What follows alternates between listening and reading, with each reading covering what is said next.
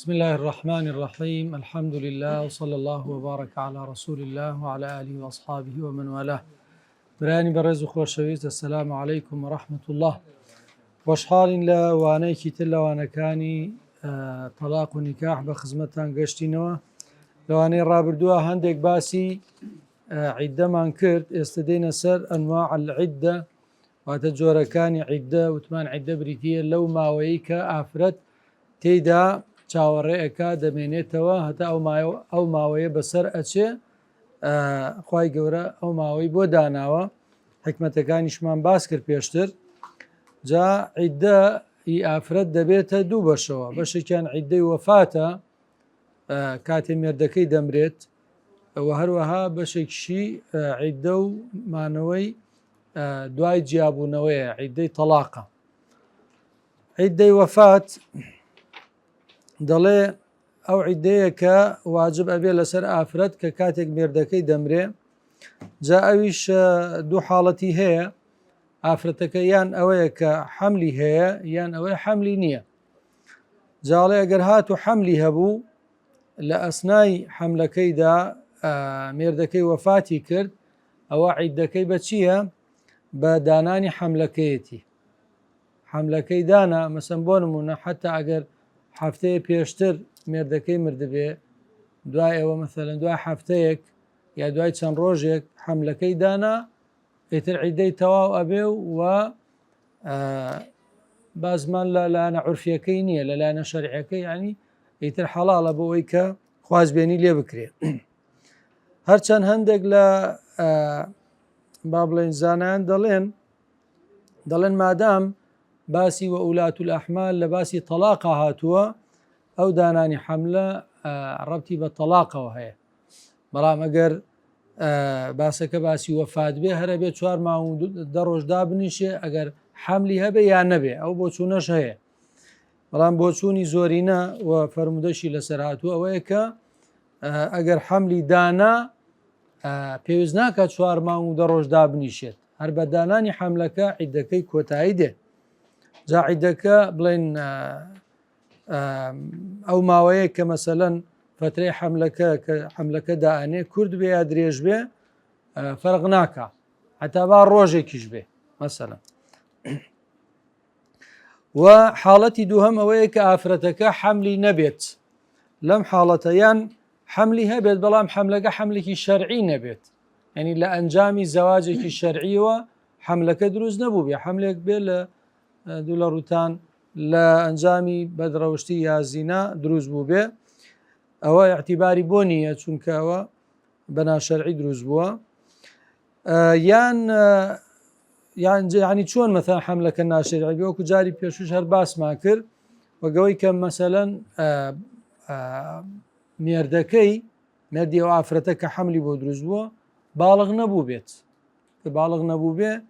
ئیتر ئەم حەملە دیارە هی ئەم مێردەی نییە. یان مەسەلەن پیاوەکە غائیبە لە ژنەکە چوە سەفەرێکی کردووە، یان مەسەلەن لە سجنایە ئەوە لە 4 ساڵ زیاتر، ئەو کاتە لە مەزهەبی شافعیە وتمان ئەقسای حەمل بریتیە لە چەند؟ لە 4 ساڵ. ئەگەر لە 4 ساڵ زیاتر بێ معنایەوە هی ئەو پیاوە نییە. ئەوە لەو حاڵەتە عیددەکەی بەچی تەواو بێ؟ عیددەکەی بە دانانی حەملەکە نییە، بەچییە؟ بە 4 مانگ و 10 ڕۆژە. بەڵێ جا ئەم ئافرەتە ئەگەر حتا ئەگەر نەشگوازرا بێتەوە، ئافرەتێکە مەسەن مێردی مردووە بەڵام نەگوازراوەتەوە، بگوازرێتەوە نەگوازرێتەوە هەرچەنە هەر 4 مانگ و 10 ڕۆژە. بەڵگەمان چییە لەسەر ئەمانە؟ ینی بەڵگەمان لە بۆ حاڵەتی یەکەم کە ئەگەر هات و ئافرەتەکە حەملی هەبوو، ئەم ئاەتەیە کە فەرمێ و ئولات الأحمالی خاوەنانی حەمل ئەو ئافرەتانەی حەملیان هەیە ئەجەلوهن ئەن یەضعن حەملەهن، کاتەکەیان عیددەکەیان بریتیە لەوەی کە حەملەکەیان دابنێن. ئەوە بەڵگە لەسەر بەشی یەکەم کە ئەگەر هات و پیاوەکەی مرد حەملی هەبوو بە دانانی حەملەکە عیددەی تەواو دەبێت. بەشی دووهەم کە ئەگەر هات و حەملی نەبوو یان وتمان حەملەکە ناشەرعی بوو، ئەفەرمێ بەڵگەکەی ئەمەیە والذین یتەوەفەون منکم ئەو پیاوانەی کە لە ئێوە دەمرن یا ڕۆحیان دەرەکێشری ئەوها ويذرون أزواجا ودواي خوان هاوسرانك بجيلن يتربصن بأنفسهن 4 أشهر و10 أو أفرتانا أو هاوسرانا خو بخو أبي 4 مانگ دروج دابنيشن انتظار بكن تربصان انتظار كردن فإذا بلغن أجلهن كاتك جيشنا كوتاي ماوكيان ماوي 4 مانگ دروجك خوي بلغ دو معناه هي يا نزیک بوویە وە لە ماوەکەی لە هەندێک ئاەتا بەمانە نزیک بوونەوەی ماوەکەیە یان کۆتایی هاتن بە ماوەکەی لێرەدا بەمانە کۆتایی هاتنە ئەگەر کۆتایی هات بە ماوەکەیان گەشتنە کۆتاییەکەی فلا جناح عليكم فيما فعلن في أنفسهن بالمعروف ئەوە تاوانتان لەسەر نییە لەسەر ئەوەی ئیمانداران و کۆمەلگای ئیسلامی ئەگەر ئەو ئافرەتانە دەربارەی خۆیان هەر بڕیارێکەدەن بەڵام بەوەی کە لە شەرع و لە ڕووی شەرعەوە لە ڕووی کۆمەلگاوە پەسەندە والله بما تعملون خبير کەواتە دوای 4 مانگ دەڕۆژەکە ئافرەتەکە ئازادە هەر بڕیارەکەدا بڕیارەدا کە بمێنێتەوە مێرد نەکە بڕیارەکەدا کە مێرد بکاتەوە جاریشکە ئەوە ئارزوی خۆیەتی و بەڵگەمان لەسەرەوەی کە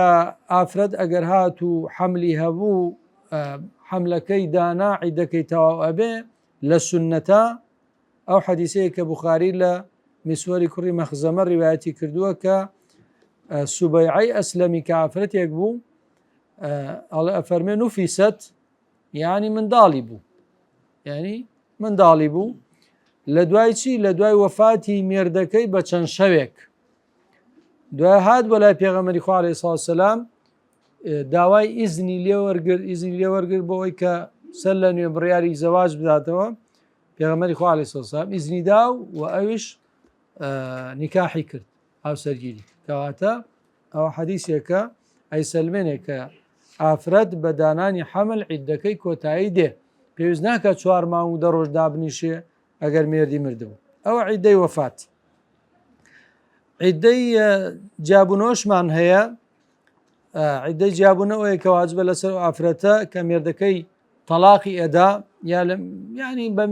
جیابێتەوە لە مێردەکەی بەهۆی فەسخی نیکاحەکەەوە بێ ئەخە فەسخمان هەیە و تەلاقمانێ فەسخەوەی هەڵەوەشێتەوە بەچی هەڵەوەشێتەوە بۆ نمونە ئافرەتەکە هینی هەیە عیبێکی هەیە یەک لەو عیبانەی کە لە فیقها باس کراوە یا لە حەدیثە هاتووە نەخۆشینێکی هەیە کە ناتوانێ مەسەلەن لەگەڵ ئەو هاوسەرگیری بەردەوام کا لەگەڵ ئەو پیاوە مەسەلەن جنونە جوزامە بەڕەسە ئەوانەی کە باس کراون ئەوە فەسخە بێتەوە نیکاحەکە فەسخە بێتەوە بە فەسخ بێ یان بە تەلاق و تەلاقدانی لانی پیاوەکەەوە بێ ئەوە دوای ئەوەی کە مەسەلەن گوازراوەتەوە ئەو کاتە تەمەنم دوای گواستنەوەی چکە پێش گواستنەوە عیدەوشت نییە ئەو کاتە و ئافرەتە پێویستەکە عیدە هەڵژمێرە عیدەی جیابوونەوە بەڵام ئەوش دوو حاڵەتی هەیە یان با بڵێن 3 حاڵەتی هەیە حاڵەتی یەکەم ئەوەیە کە ئافرەتەکە حەملی هەیە ئەو کاتە حەملەکەی دانا ئەوە عیدەکەی تەواوە بێ کە مادام حەملی هەبوو تەلاق درا ئەو کاتە بە دانانی حەملەکەیە هەروەکو ئەوەی کە لە پێشوو باسمان کرد و ئاەتەکەش عامە بۆ ئافرەتێک کە مێردی مردبێ یا ئافرەتێک کە تەلاق درابێ ئەفەرمێ وولاة الأحمال أجلهن أن يضعن حملهن ئەمە عامە بۆ هەردوو لا هەرچەند وتمان لەبەرەوەی ئاەتەکە هەندێک لە زانان لەبەرەوەی ئاەتەکە لە باسی تەلاق هاتووە کەواتە ڕەبتە بە تەلاقەوە نەک بە وەفاتەوە ئەو ئاەتەی وەفات عامە ئاەتی وەفات عامە والذین یتەوەفون منکم بۆچی بۆ ئافرەتێکە حەملی هەبێ یان نەبێ یعنی هەر ئەبێ 4 مانگ و 10 ڕۆژ دابنیشە حەملی هەبێ یان نەبێ ئەو ئاەتەش کە باسی حەملەکە باسی تەلاقە ڕەبتی بە وەفاتەوە نییە ئەو بۆ چوونەشەیە بەڵام ئیتر لەبەرەوەی حەدیث هاتووە حەدیثەکە یەکلایی کردەوە ئەو بابەتە ئەمە حاڵەتێکی تر ئەوەیە کە ئافرەتەکە حەملی نەبێت جا حەملی نەبێت ئەو ئافرەتانەی کە حەملیان نییە ئەوانیش دوو حاڵەتیان هەیە یان لەو ئافرەتانن کە سوڕی مانگانیان بەسەردادێ ئەو کاتاگە مادام سوڕی مانگانەی هەبێ ئەو کاتە عیدەکەی چەندە؟ عیدەکەی بە تێپەڕبوونی 3 طهرە 3 پاکێتیە، یعنی 3 جار پاک بێتەوە لە سوڕی مانگانە، ئەو کاتە لە دوای لەحظەی جیابوونەوە، دوای لەحظەی جیابوونەوە 3 جار پاک بێتەوە لە سوڕی مانگانە، ئەو کاتە ئیتر حەڵال ئەبێ بەوەی کە کەسێک کە خوازبێنی لێ بکە و هاوسەرگیری لەگەڵا بکە.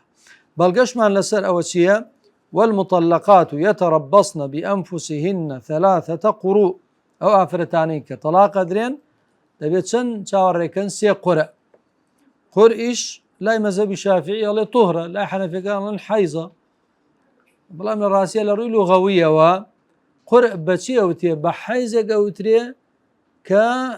پاکێتی بەدوا هاتبێ، یعنی جەمعی بینی هەردوو معناکە ئەکا. ولا يحل لهن أن يكتبن ما خلق الله في أرحامهن. طبعا بو ئافرەتان جائز نییە دوایەوەی کە تەلاق دران ئەو حەملەی کە دروست بووە لە ناو ڕەحمیان بیپۆشن، دایپۆشن، باسی نەکەن، دروست نییە. إن كنا يؤمن بالله واليوم الآخر.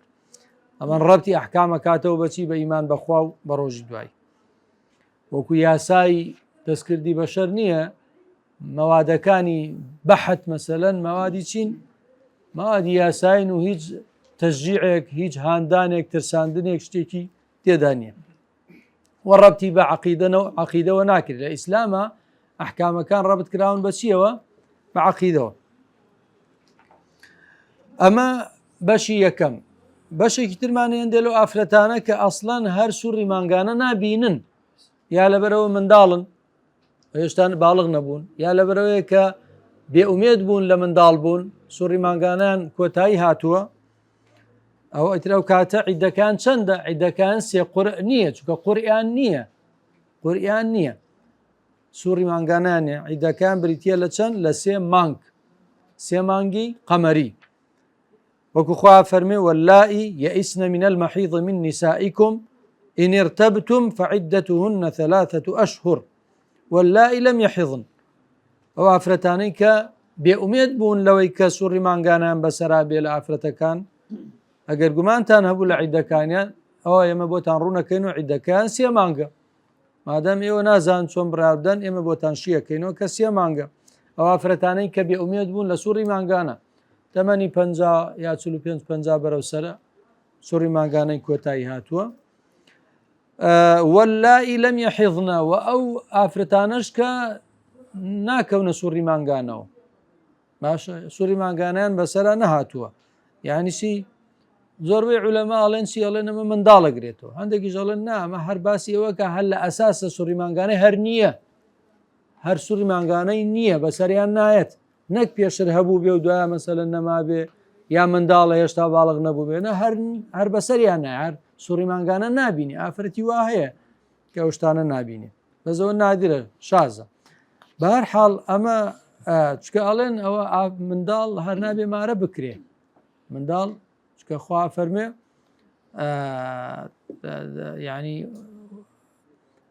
فەرمێچی ئەو ئاتەی کە باز لەوەکە کە ئەگەر هاتوو گەشتنە نیکاح فإن آنستم ئەو چێ لە ئاتەکەی لە بیرە، ئەو ئاتەی باز لەوە کە فەرمێ ئەگەر گەشتنە نیکاح، یعنی چی؟ یعنی لەو کاتا کە مەسەلەن توانای زەواج و هاوسەرگیریان هەبێت. بە هەر حاڵ ئەمە بۆچوونیەکە، مەش بۆچوونیەکە، بەڵام جمهوری عولەما لەسەر ئەوەن کاڵێن کچ ئەگەر منداڵش بێ ئەکرێ مارە بکرێ. باز لە نیکاح، باز لە نیکاح ئەفەرمێ ئەمە ئەو ئافرەتانن کە مەثەلەن 3 مانگ عیدەکانیان 3 مانگە.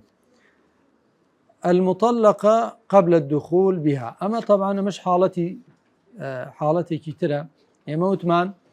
أو أفرتانك عدان هي يعني عدي وفاة يعني عدي طلاقة، عدي وفاة أو أبو باس مانكر 2 حالتي هبو، عدي طلاقش 3 حالتي هبو. هند أفرتمان هي عدان هل سرنية كين أوانا أو أفرتيك مردكي يعني لێ جیابوتەوە یا جیابوتەوە لە مێردەکەی بەهۆی فەسخی نیکاحەکەوە یان بەهۆی تەلاقەوە بەڵام هێشتا نەیگواستوێتەوە تەلاقی داوە بەڵام نەیگواستوێتەوە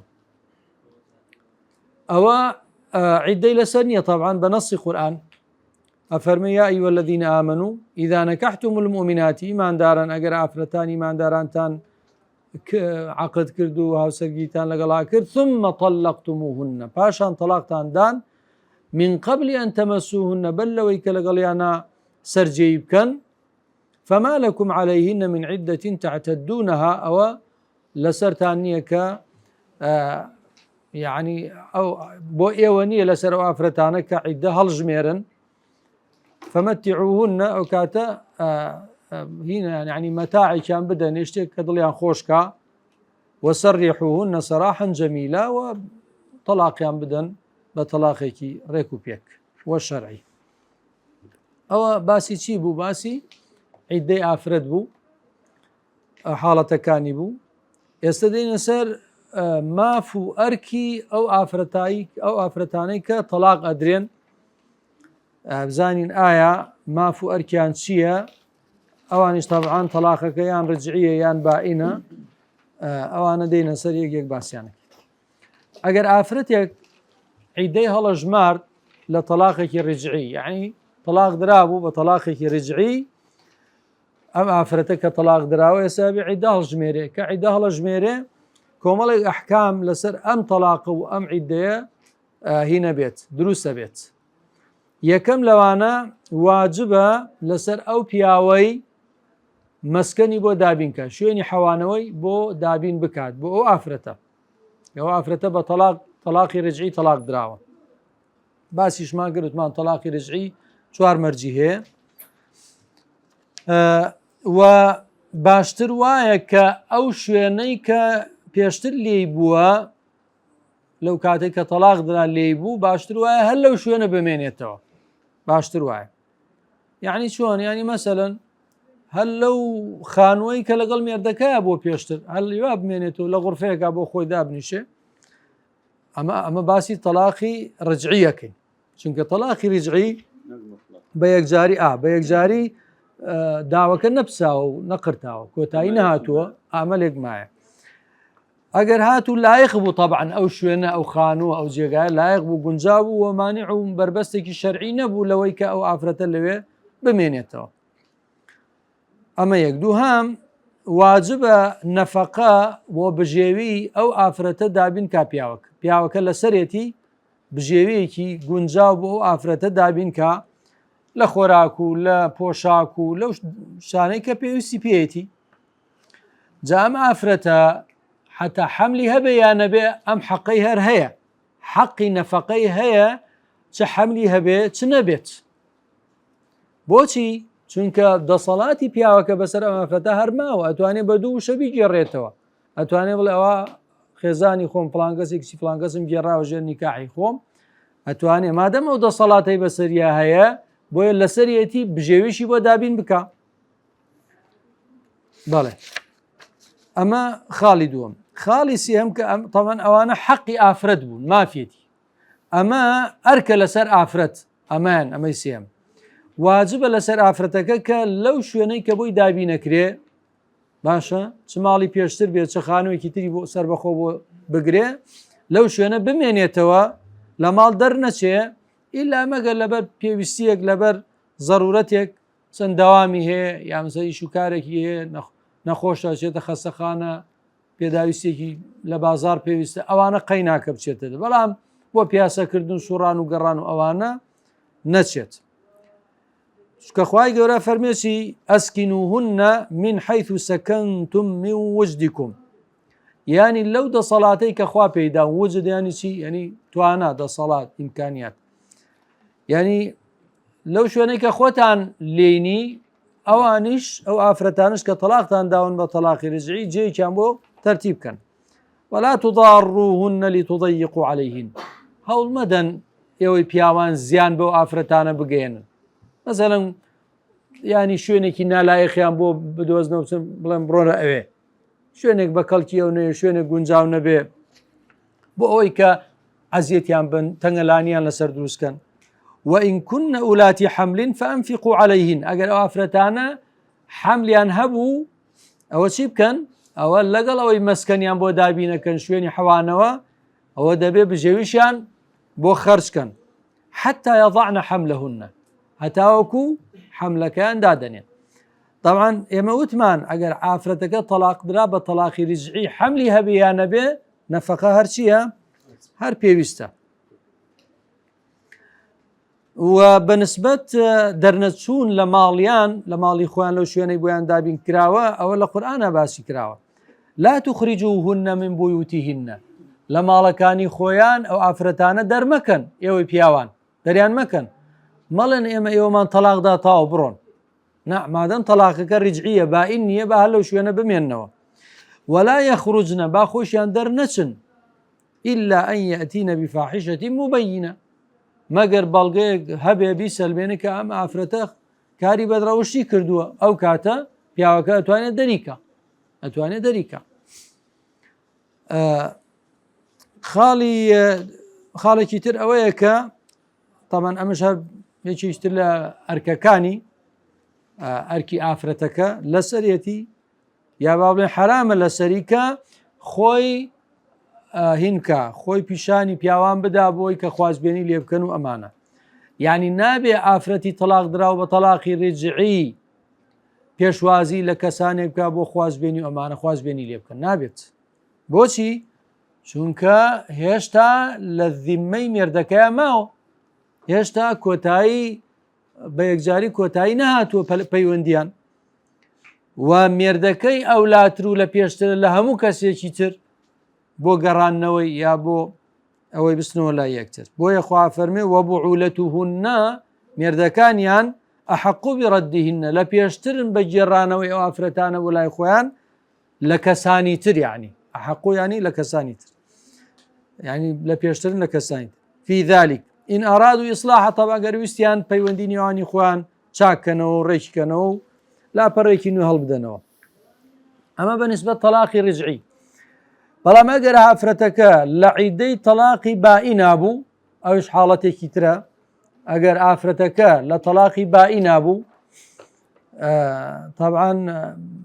بائینیش دوو نوع بەینونەی سوغرا و کوبرا یەک و دوو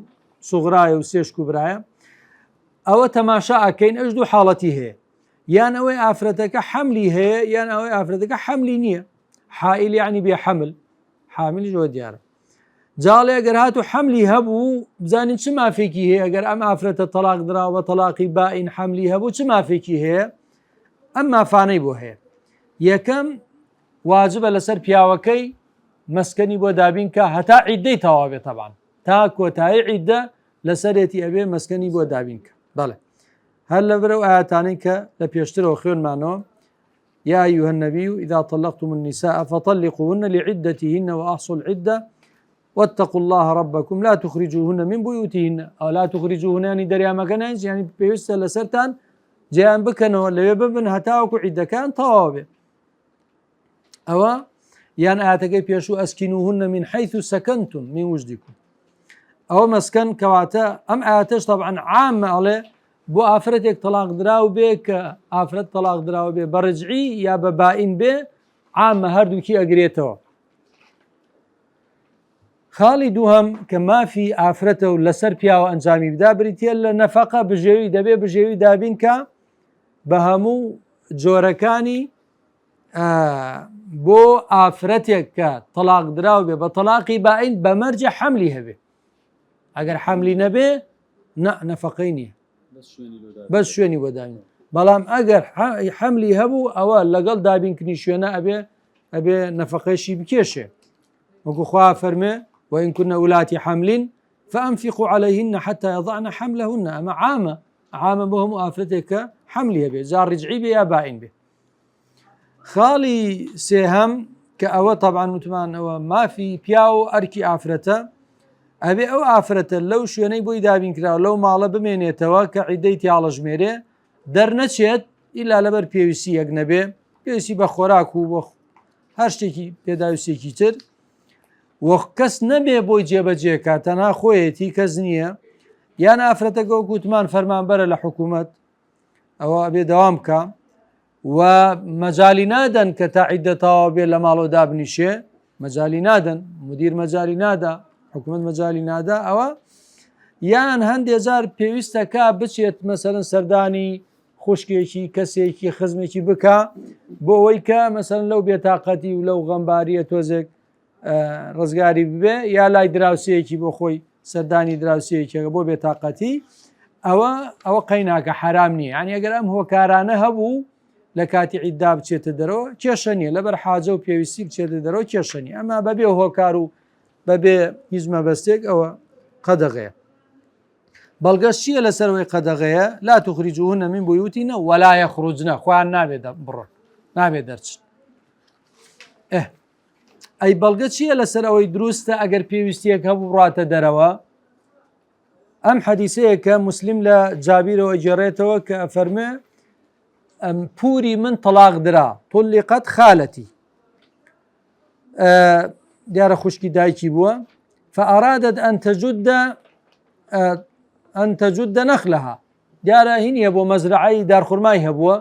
باخی دارخورما، ویستی بڕوا بەری دارخورماکە لێ بکاتەوە. تەجود ینی تەقتەع نەخلا، ینی چی؟ ینی بەرەکەی لێ بکاتەوە، نەگەیانی بڕا خورماکە ببڕێ لە بنەوە، ینی بەرەکەی لێ بکاتەوە. جاڵە پیاوێک لەو خزمانە دیارە پیاوێک بینیوەتی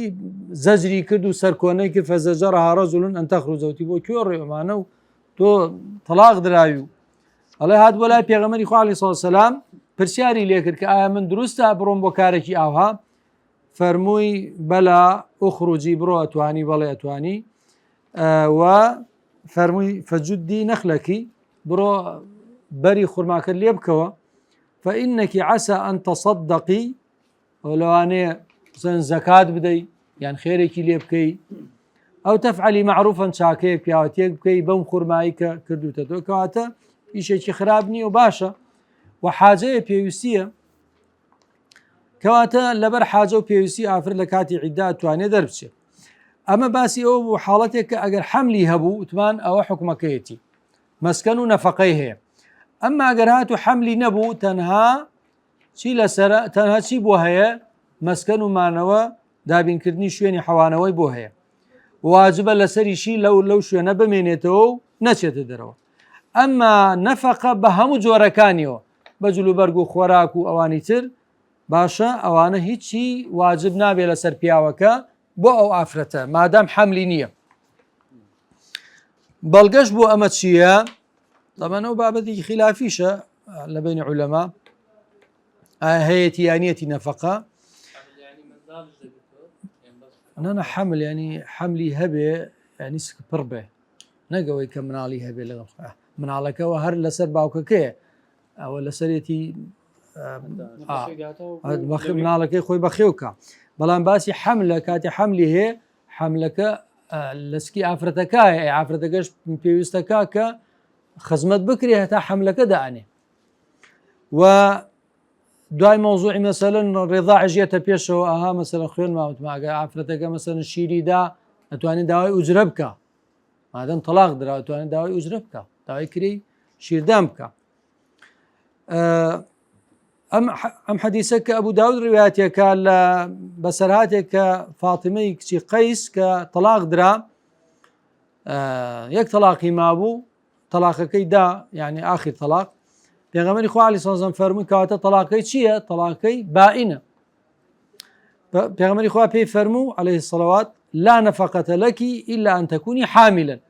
تۆ فاتیمە نەفەقەت بۆ نییە، مافی نەفەقە و بژێویت نییە لەسەر پیاوەکەت ئیلا مەگەر چی؟ ئیلا مەگەر حەملت هەبوایە، حەملت نییە ئێستا. ئەمە باسی ئەو ئافرەتانەی کە عیداڵە ژمێرن بۆ عیدەی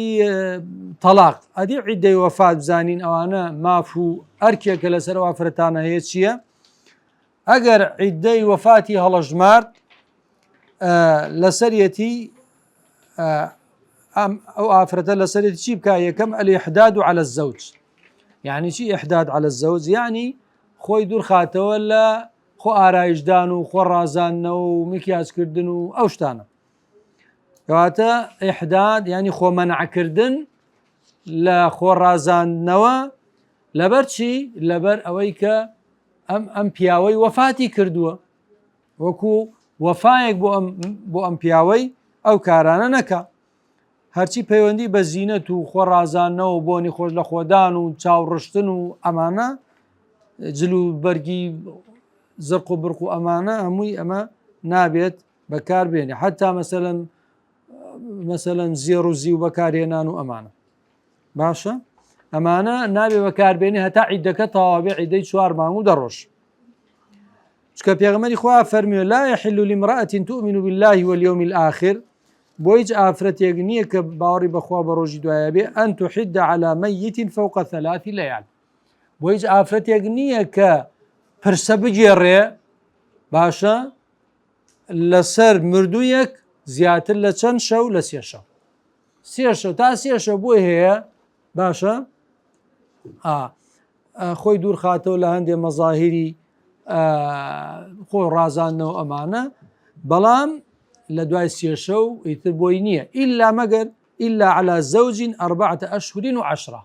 ئیلا بۆ مێرد نەبێ یعنی ئەگەر باوکی بمرێ برای بمرێ خوشک و کەسی بمرێ دایکی بمرێ لە 3 شەو زیاتر بۆی نییە تازێبار بێ بۆی نییە باشە بەڵێ بەس بۆ مێرد 4 مانگ و 10 ڕۆژ هیوا هەیە سە بە ساڵ و 2 ساڵ و ئەو جلی ڕەش هەر لە بەریکردی تر هەردا لای ناباو هێگەی کردوێتی بە عادەتێکی خراپ ئەمە نابێت ئەمە وتمان تەنها بۆ مێرد ئەوش مێردەکەش نابێت لە 4 مانگ و 10 ڕۆژ زیاتر مافی واجباتی ئەو ئافرەتەی کە مێردەکەی مردووە المتوفى عنها زوجها ئەوە وتمان ئەوە باسمان کرد کە ئەوەی بەزی سە بەڵگەکەی بۆێنینەوە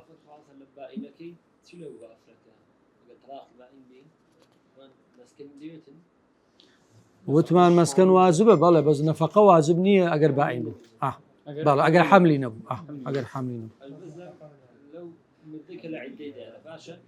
بەڵێ تا خۆی هەموو ئەو حەقانەی باسمان کرد تا مودەی عیدێ باشە تا مودەی عیدێ دوای عیدە کۆتایی دێ بوخاری و موسلیم ڕێوایەتیان کرد لە ئومی عەطیە ئەنساری ئەڵێ ئێمە كنا ننهى ئێمە نەهیمان لێکرا ڕێگریمان لێکرا أن نحد على ميت فوق 3 يعني خۆمان لە زینە و خۆڕازاندنەوە ئەوانە دوورخەینەوە ئیلا بۆ مردوویەک لە زیاتر لە 3 شەو 3 ڕۆژ ئیلا مەگەر مێردێکە بمرێ ئەو 4 مانگ و 10 ڕۆژ کوتمان ولا نكتحل ولا نتطيب ولا نلبس ثوبا مصبوغا إلا ثوب عصب يعني نابێ چاو بڕێژی نابێ بۆنی خۆش لە خۆ بدەین نابێ جلوبەریەکە ڕەنگ کراو بێ ئیلا مەگەر ثوبی عصب کە لە جۆرێکە لە چی لە جلوبەرگ ینی هینەکرێ کۆڵێ ئەڕێسرێ و دوایە مەسەلەن یا عەفوەن بەر لەوەی بچندرێت بەر لەوە ڕەنگەکرێ ئەوجا ئەچندرێ ئیلا ئەوە نەبێ ئەوانی تر هەمویان قەدەغە کرابوون لێمان و ئەڵێ بەڵام ئێمە ئیجازە دراین لە کاتێک کە پاکە بینەوە لە سوڕی مانگانە کاتێک کە هیچێک لە ئێمەی ئافرەتان خۆی دەشۆرد پاکە بوو لە سوڕی مانگانە خۆی دەشۆرد ئەڵێ ئیجازە دراین با لە عید دەشابین کە هەندێک لە بۆن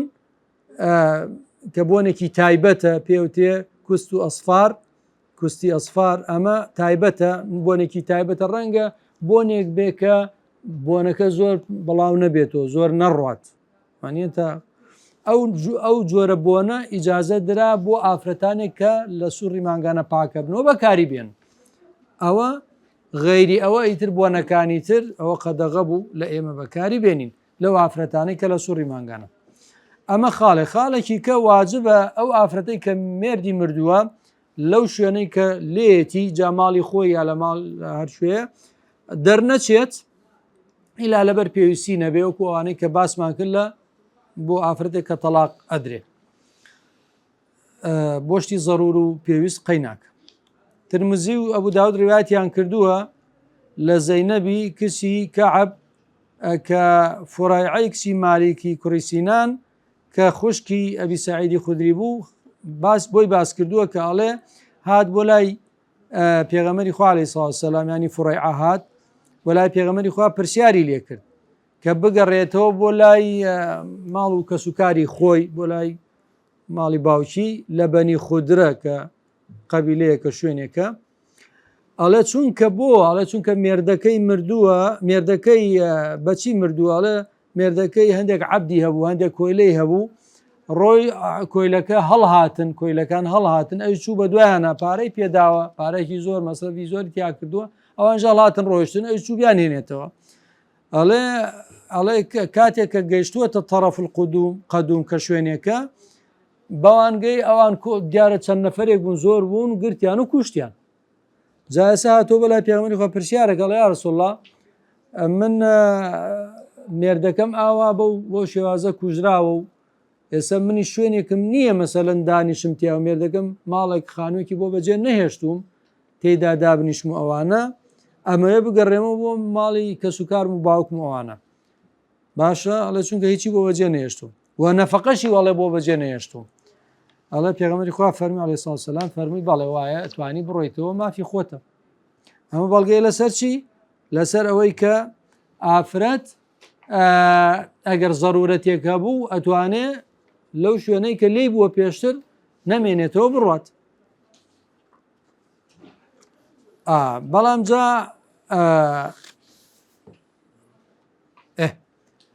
بەڵام ئەڵێ کاتێک کە گەیشتمە لە یەکێک لە حوجرەکانی پێغەمبەری خوا بووم یا لە مزگەوت بووم ئەڵێ بانگی کردم یا فەرمووی با بانگی کەن بۆم بابێتەوە ئەڵێ بانکرام ئەویش پێغەمبەری خوش فەرمووی چۆنە دوت بۆم بجێڕەوە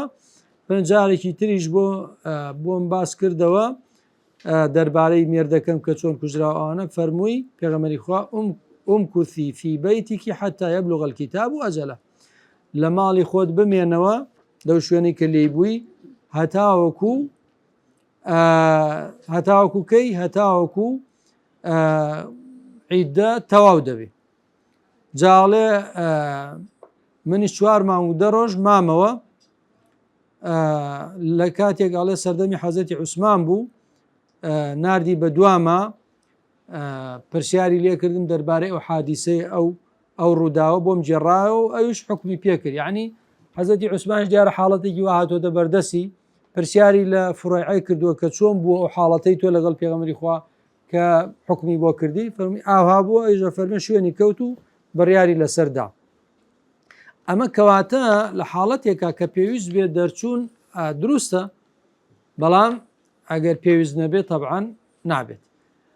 وەکو باسمان کرد لە باسی تەلاقیشە ئەمە ئەوەی کە عەوامێک خەڵکێک بە هینێک بە نەریتێکی